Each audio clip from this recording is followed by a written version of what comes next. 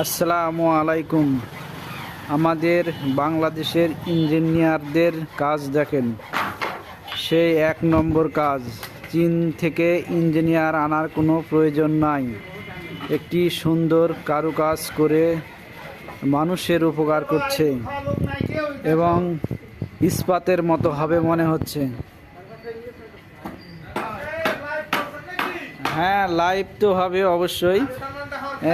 বাংলাদেশের ইঞ্জিনিয়ার যত সুন্দরভাবে বানাচ্ছে, এটা তো প্রশংসা করার মতনই জিনিস।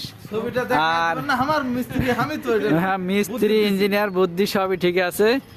এই যে আমাদের সেই মিস্ত্রি ভাই, ইনার কার্যক্রম এবং সব সুন্দর লাগে, ভালো মোটামুটি। এবং চায়না থেকে কোনো লোহা ইস্পাত আমদানি করতে হবে না ইনশাল্লাহ।